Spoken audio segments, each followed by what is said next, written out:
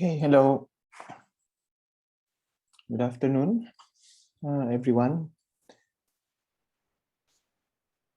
Thumbs Good up lang afternoon, kung... sir. Ayan, okay, good. Naririnig niyo. Good afternoon, sir. Good afternoon din. Welcome back sa virtual university. So, i-discuss natin yung syllabus briefly. Meron na bang nag-check sa inyo kung na-access nyo na yung VLE ninyo? Pa-thumbs up lang kung may mga naka-access ng VLE. Okay, great. Thank you. I hope hindi kayo nagka-problema dun sa sa pag-access, and if you have encountered any problems or will encounter problems later, just let me know. Okay. Before anything else pala, para dun sa mga hindi pa nakakapag-type in, punta kayo sa link na ilalagay ko ngayon sa chat at paki-check kung kayo ay MATLAB or Python user. Okay? And then dun sa mga hindi pa nakapaglagay ng student number, I think si Jan na lang ang hindi pa nakapaglagay. Pakilagyan din ng student number. Okay. Let's go to the syllabus. So, kung titignan ninyo, familiar naman kayo sa VLE, so alam nyo na makikita nyo yung topics dito sa side or makikita nyo rin dito sa button na ito. So, kung titignan ninyo, medyo extensive yung ating coverage, but matatapos tayo hanggang dito lang. So, kung may nakikita kayong ganito, transducers, integrated circuits, microprocessors, yun nandito after ng congratulations. Hindi na yan kasama. So, pag umabot na kayo rito, ibig sabihin natapos nyo na yung course. Okay? Both lecture and laboratory parts are incorporated na dito. And klarong-klaro kung ano yung mga laboratory components. Okay? So, makikita nyo na meron kayong 5 experiments. And then dito, magsisimula yung inyong lecture. So, magre-review tayo ng konting concepts sa electronics physics na natutunan nyo from Physics 102. And then, introduce kayo sa tinatawag na phasers. Although, kung titignan nyo sa Physics 102 ninyo, diniscuss na naka-OT itong phasers. But we'll make use of this concept extensively in this course, especially when talking about alternating circuits. Okay, so after ng introduction to phasers, babalik tayo sa discussion ng DC sources, and then we'll go back to AC sources and analyze the effect of AC sources on circuits using itong concept na ng phasers. Then you'll have your first long exam. After that, magkakaroon tayo ng lesson on semiconductors and semiconductor devices. And then we'll have applications to, we'll discuss applications of these semiconductor devices. Then you'll have the second long exam. Okay, tapos, ang isusunod na i-discuss ay transistors, and then basic transistor design and applications. And then the third long exam, and finally, introduction to operational amplifiers, tapos fourth long exam. And that should be it for Physics 173. Okay, so as you, lahat naman kayo ay naging estudyante ko na before sa 131 or sa ibang courses. So, familiar naman kayo dun sa honor statement. So, nandito ulit siya. So, paki-click na lang and then you type in your name just to indicate na hindi nyo, that you agree not to share any of the information or especially yung mga exams na makukuha nyo dito, makikita nyo dito with your classmates and with future and potential physics students who will be taking this same course. Okay. Next. So, tinanong ko kanina kung MATLAB or Python user kayo. And that's because yung experiment natin will be conducted tawag dito using specifically MATLAB. Okay, so since most of you are MATLAB users, ang gagawin natin is some of you will partner up with someone who is a Python user. And then tawag dito, and yung iba na gustong mag-work individually ay okay lang din naman. Pero if you want to work with another person, okay lang din.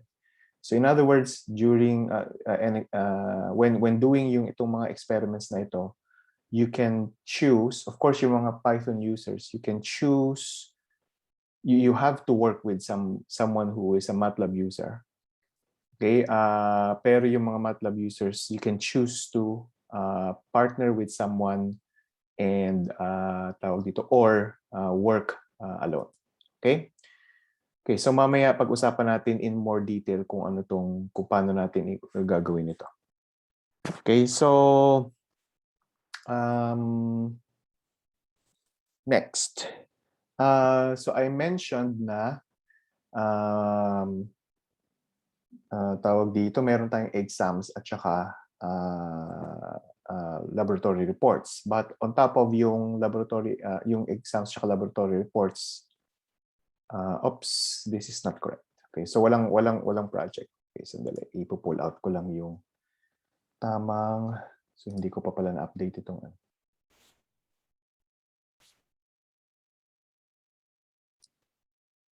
Okay, ito yung nakita nyo rin sa video. Okay, so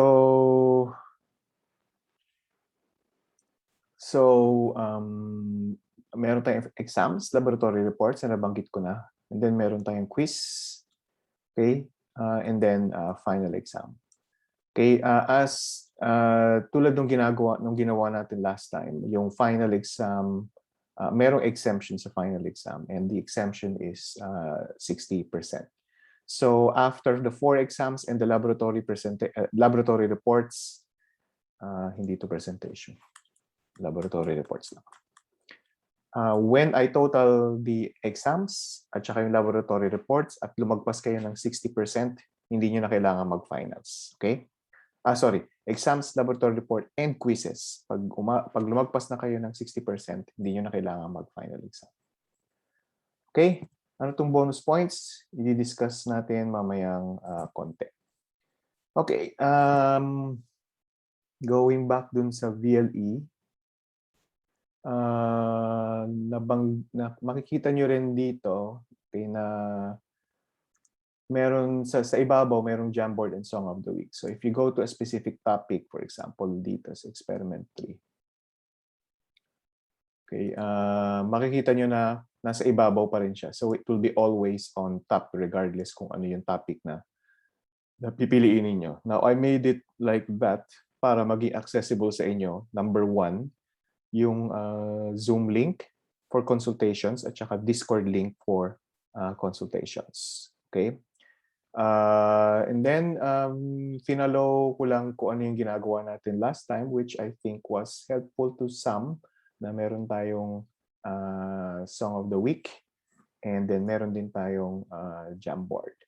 Okay, so for your section, when you were my teacher in my previous class last semester, meron din Jamboard pero hindi nyo gaanong ginagamit ito. Pero yung isang klase ko ay very extensively ginamit nila ito to express their own thoughts, their feelings, their sentiments about their course, or about actually practically anything else. You will remain anonymous dito sa Jamboard. Okay, so nakita ko na wala palang nakasulat. And if you're not familiar with this, so tawag dito.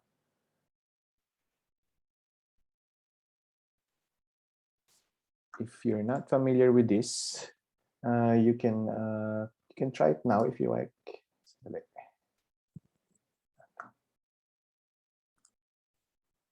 So ito yung link nasa chat box. Okay, and okay, you can type in. So, pwede nyo gamitin tong pen para magsulat ng kahit ano. Yan, exactly. Okay, inunahan mo ako, pero okay lang. No problem. Okay, then ito yung eraser. This one is just to select kung ano yung present na dyan. And this is a sticky note. So, pwede kayo mag-type dyan. Then select the color. Okay. Save and then move it around. Okay. Move it. Turn it upside down. Kung ano gusto nyo gawin. You can also select pictures. For example, if you want to upload camera or pwede rin kayong mag-image search. Halimbawa, Jollibee. Yeah. Okay, so ano ba? Yan.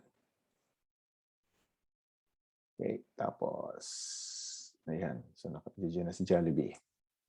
Okay, and itong laser na to, kung gusto nyo lang, wala, maglaro-laro lang. So magsulat kayo, pero hindi naman nare-retain, di ba? So, I'm glad na, yan. So, ganun. Okay? Okay, so this can be your own playground. Okay, nobody will know kung sino yung nagsulat nito. Of course, ngayon alam nyo na ako yung nagsulat nito at ako yung naglagay niya. Okay, so feel free to just use it and tawag dito. Gawin nyo na ano na parang outlet niyo, one of your outlets. Okay, and I hope that helps. Nakatulong yan at least for the previous class na nag-take ng 173. Sila nga yung sobrang extensive na gumamit nun. At umabot yata kami ng mga 10 pages na kung ano yung mga pinagsusulat nila. So some of them just posted pictures na na-miss nila yung isa't isa and so on and so forth. Okay, okay. So let's go back to so tulad din last sa previous semesters, ang consultation hours na ino-offer ko sa inyo ay from 4 p.m. to 8 p.m. Using itong Zoom link for consultation tsaka Discord link for consultations. Okay. Yung electronics physics might be new to some of you.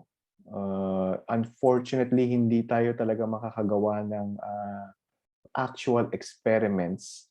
But the best thing that we can do now is to make circuits using yung available resources na meron tayo, which is at this point yung MATLAB na software.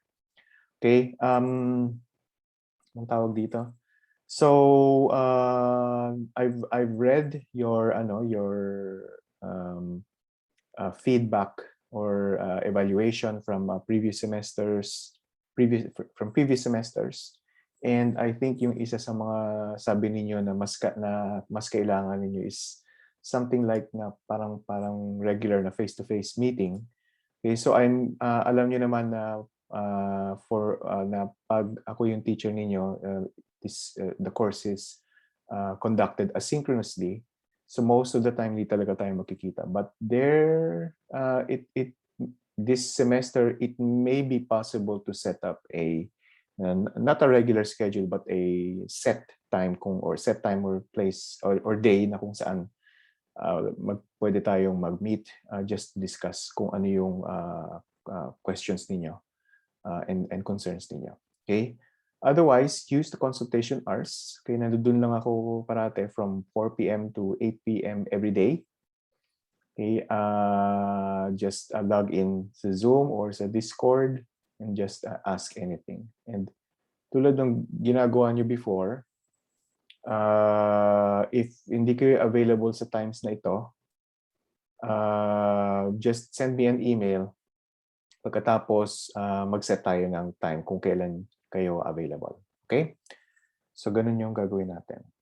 Okay, now I would like to ask something. Okay, if you would be so kind enough to go back to yung Excel file na ito, so some of you are still here. Okay, and i-resend ko yung link just in case na miss nyo dun sa chat box. I would also like to ask whether you prefer to use Zoom or Discord. Kasi I believe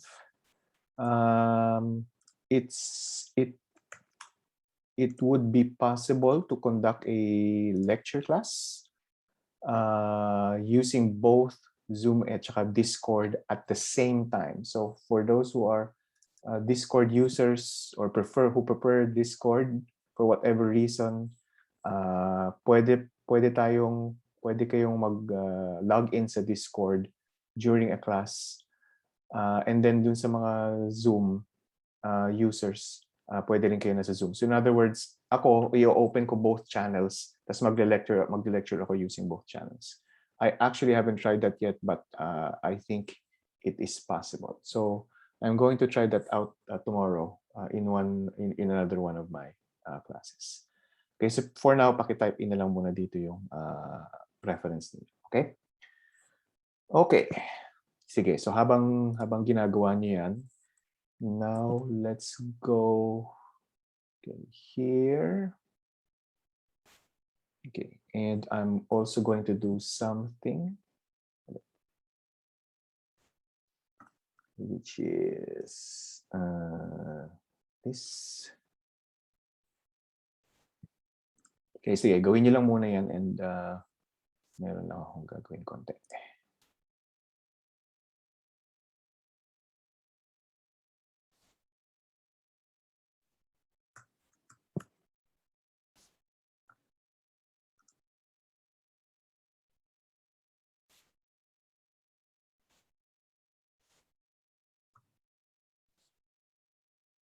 Okay. So now, okay, sige, i-stop niyo muna yung ginagawa niyo. Okay, tingin muna kayo lahat dito. Okay, now check your email. Please check your email. You should receive a message, and when you receive that message, i-click niyo yung add. Click niyo yung add to calendar. Yun yata yun. And then your calendar will open. Okay. So nagawa niyo na. If you've done it, paki thumbs up. And if you see your calendar, your Google Calendar, paki thumbs up.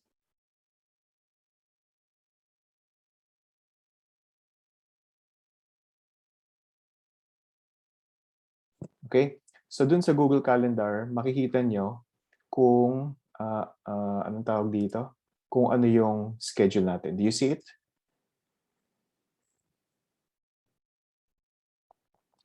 Okay, please unmute yourself kung if you need help. Or raise your hand if you need help.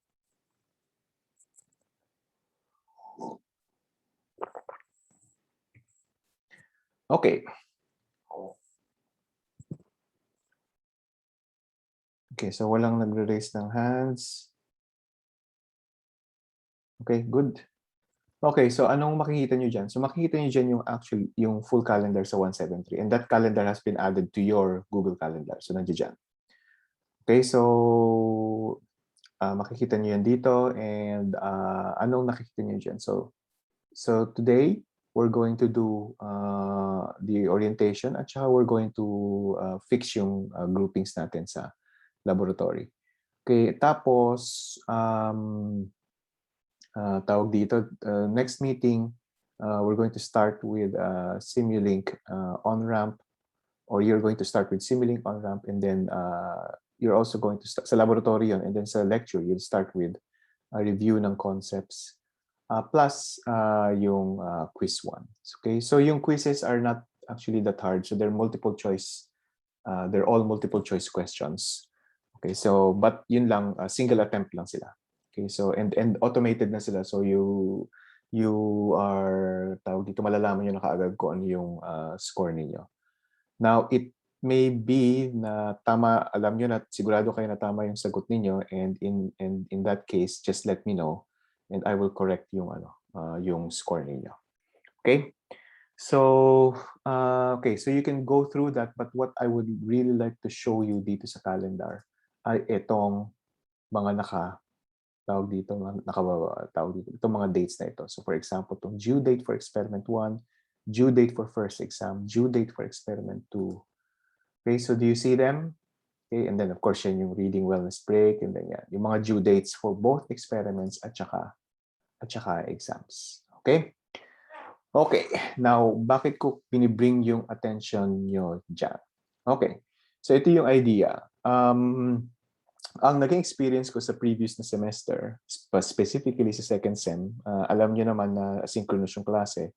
So, lahat ng mga estudyante lahat ng mga estudyante ko decided in one semester na mag-submit towards the end of the semester. So parang buong semester naghihintay ako, and then pagdating ng May, saka lang nagsimulang mag-submit yung mga students. Okay? And that created a big problem for me kasi naipunan ako ng chechekan.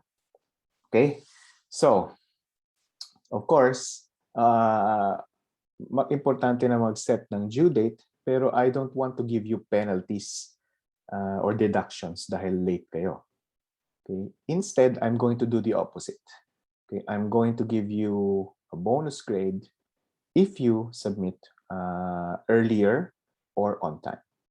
So there's still an option for you not to submit on time, but you don't get deductions. Okay? So, and that's because naintindihan ko na some of you can have to take care of other things dyan sa bahay ninyo with your family, and some siguro ilan sa inyo ay magkakaroon ng things na kailangan niyo talagang gawin dyan sa pamilya ninyo, at hindi may iwasan, so medyo madedelay kayo, and it's fine if you don't reach the due date. It's fine, walang deductions, walang mangyayari sa grade niyo. Okay, but magbibigay ako ng incentive if you are able to submit earlier or on time. And this is what the 5% is for. Okay, so kung titignan nyo itong grading system, merong bonus points na 5%.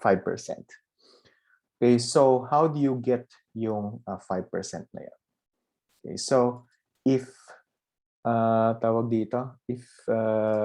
ipapakita ko sa inyo kung ano nakikita ko sa sa VLE ko. Okay, so ito yung nakikita ko sa VLE ko na magiging progress ninyo. Okay, so yeah. Okay, wag niyong pansinin yung mga nandiyan yung mga nandiyan na kasi they already took the courses previously. Hindi ko lang sila na edit. Okay, so makikita niyo na din na yung mga deadlines. Okay? Now, if nakapag-submit kayo on time, magre-reflect yan dito, and if late kayo nag-submit, makikita ko rin yun. Okay, so ang idea is for if you want to get yung full 5%, okay, you have to submit on time for all of these requirements. Okay, hindi yan. Yung blue. Yung blue ang titignan nyo, yung blue. Yung blue lang ang titignan nyo. So ito, wag yung tignan to. That's not necessary. So ito, yan. Okay, so lahat ng blue. So 16, 24, yan. Okay. Lahat ng mga dates na yan, naka-indicate din yan dun sa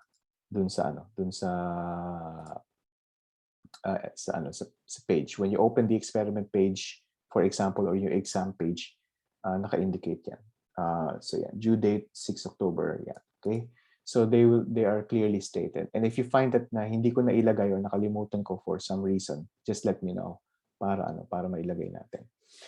Okay, so you get full 5% if you submit on time. Now, what if sometimes hindi kayo makasubmit on time, and then in some experiments or exams nakasubmit kayo on time pero sa iba hindi? It's fine. Gagawin ko, bibilangin ko lang kung ilang times kayo nakapag-submit on time.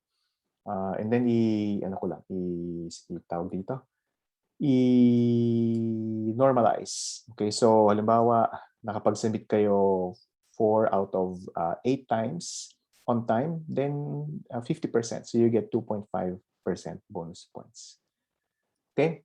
So ganun yung gagawin natin.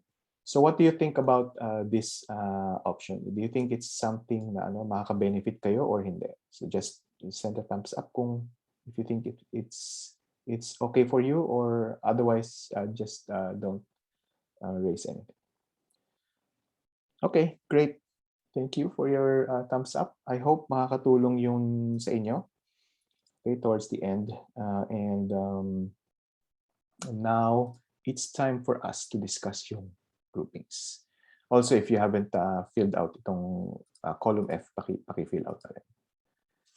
So, okay, so just to be for completion, para dun sa mga MATLAB users, it may be na when you use Simulink, lalong mahihirapan yung computer nyo. And if that happens, you let me know, kasi ang gagawin natin is we let you partner up with someone else who is a MATLAB user. Okay, so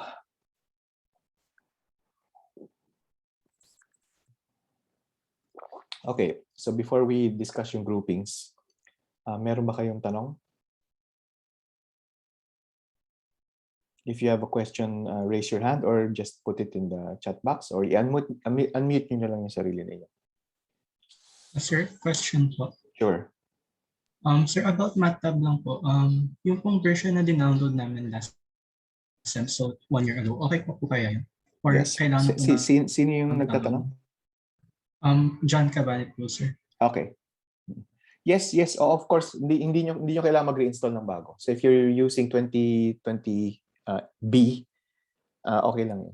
You don't need to install yung 2021 A. Definitely don't install. If you plan to reinstall, kung gusto nyo mag-reinstall, it's fine. Pero don't install 2021 B.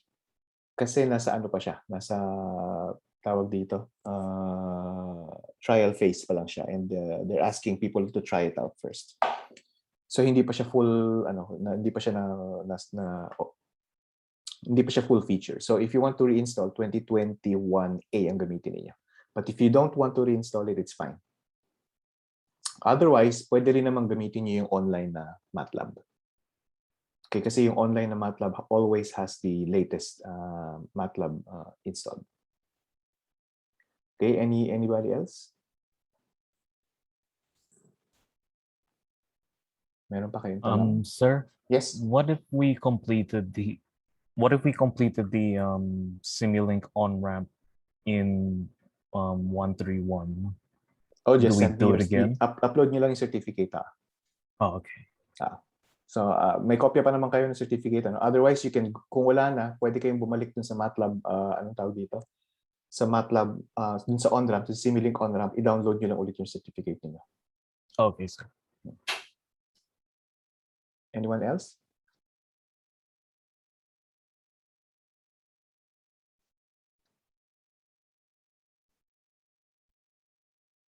Okay. Okay. Tawag dito. So let's do this. So the only persons na kailangan talagang mag-partner up with someone ay yung mga Python users. And I hope you don't feel na sinisingle out ko kayo, but unfortunately talagang kailangan natin na gawin ito dahil yung other options ay paid options. Okay, so marami pa rin namang ibang softwares na kung saan magbi-build kayo ng circuit, but all of the others are paid. Okay, so ito na yung best option na pwede natin gawin for now.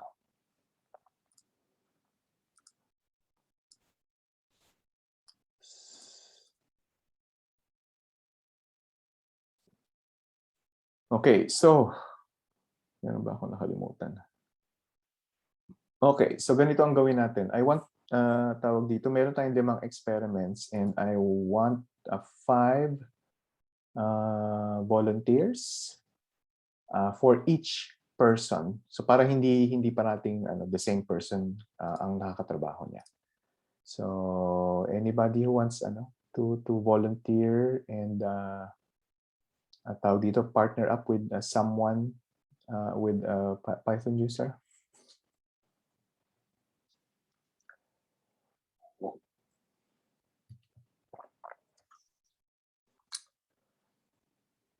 Nahihiya kayo or ako na lang, okay lang ba sa inyo na ano? Okay. Okay, sige. So meron isang nag-volunteer. Can I just put you, can I just partner you up with anybody? Okay lang?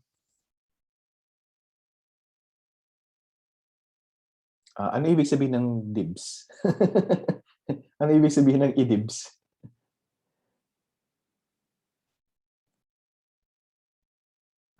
Okay, but you have to change. Sige, you still have to change partners then. So you can't stick with one person for the whole 5 experiments. Okay? Okay. So para lang may variety.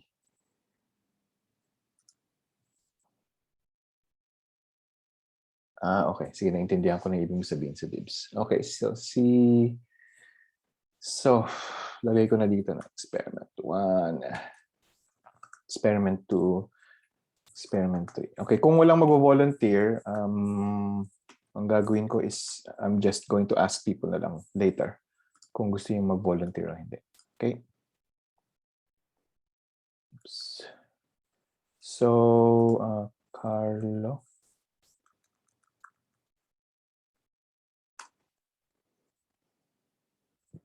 Okay, anybody else na may gusto mag-volunteer?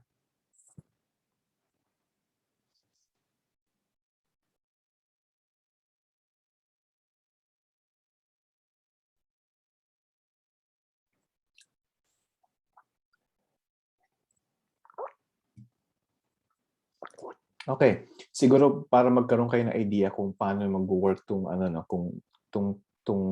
pag-volunteer or yung pag-partner up. Okay, so ganito. Oops. Okay. Carlo at saka Maxine, it will be problematic pag anong tawag dito, nag-partner up kayo kasi one wants to use Discord and the other wants to use Zoom. So you have to use the same platform para mag-work kayo, para makapag-work kayo. I could also use Discord po, sir. Okay, sige. Good. So, ganito yun mag-work. So, when you go to an experiment, so let's go to, for example, experiment, ano ba? Ayoko muna kayong takutin eh. So, let's go to just experiment 1 lang muna. Okay, so you're going dito sa experiment 1, you're going to build your first electrical circuit. Andyan lahat ng instructions. Okay, and the other person, the MATLAB user, is of course the one who is looking at, ano tawag dito, is doing the work, pero the other person is helping out, probably by reading out yung instructions, and syempre fini-figure out din kung paano, anong tawag dito, tumutulong din kung paano i-set up yung circuit elements and so on and so forth. Okay, so both of you are logged into Discord, for example, or to Zoom, and the other one, the MATLAB user, is sharing his screen. Tapos yung isa, nagbibigay lang ng suggestions on how to build the circuit and then what to do and how to analyze yung results. Okay? Okay, so in the previous 173 laboratory experiments, I asked them to record yung meeting nila. But I think I trust you enough na you're going to do the laboratory experiments as a group or in partners. So hindi nyo na siguro kailangan mag-record. So kung may nabasa kayo rito na kailangan nyo i-record, just ignore it. Okay, and yun. Now you have to submit yung reports ninyo individually then. So ito yung sasubmit niyo. So may mga nakalagay dito how to submit your circuit. I'm going to change, papalitan ko pala to instead yung sasubmit kayo sa VLE, hindi sa MATLAB. Okay, ang tawag dito, so I'm going to ask you to submit individually kahit na nag-work kayo in groups. Of course, you're going to have exactly the same submissions, but it's fine. Gusto ko lang ma-record sa VLE na nag-submit kayo. Okay? So, ganun yung mangyayari sa groupings. Okay, so I hope na ano na anong tawag dito? Okay sa inyo 'yon. Okay, so if let me just rephrase my question na lang. Who is willing to be anong tawag dito, to partner up with someone? Hello, sir. Yes, sino yung sasalita? Si Ngolob po. Sir, you can Okay. remove po yung highlight sa name ko kasi I can use either MATLAB or Python pala. Ngolob. Sir, I can use either or MATLAB or Python. Okay, sige.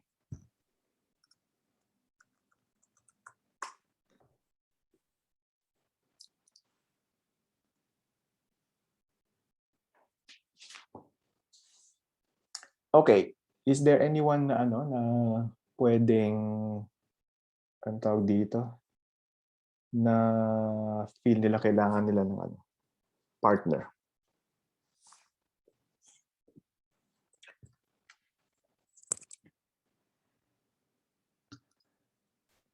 Okay, so ganito ang gawin natin since walang nag-volunteer.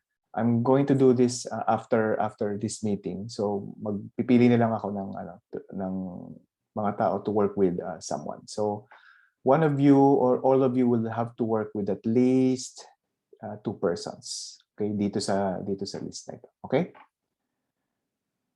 Okay, so ganun na lang gawin natin. Okay, I think that's it. Unless you have any other questions.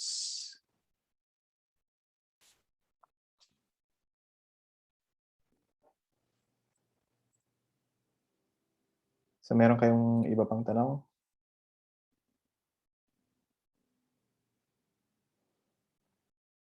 Okay, so we've worked with each other before, so alam niyo naman kung paanong sistema pag ako ang teacher ninyo, and so just let me know if you need anything. Okay? So kung wala na kayong ibang concerns, the next meeting, our next meeting according dito sa calendar will be on Friday. Okay, so Simulink on ramp.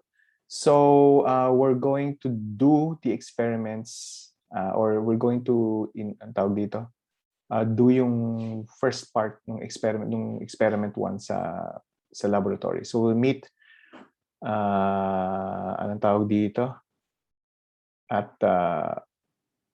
okay, can I just make a suggestion? Okay, so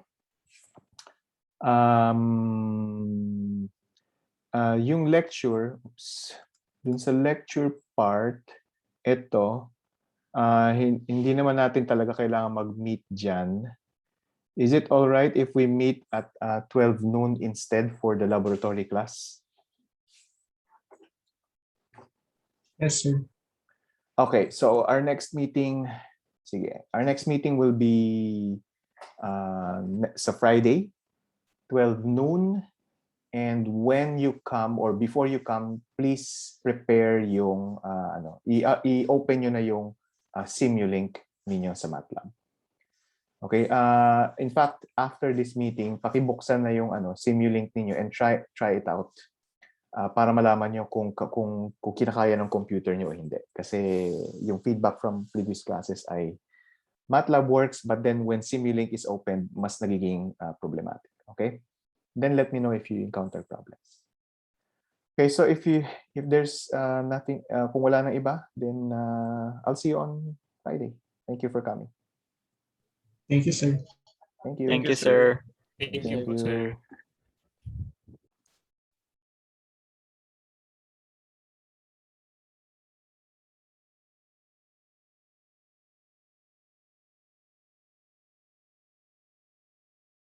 Thank you.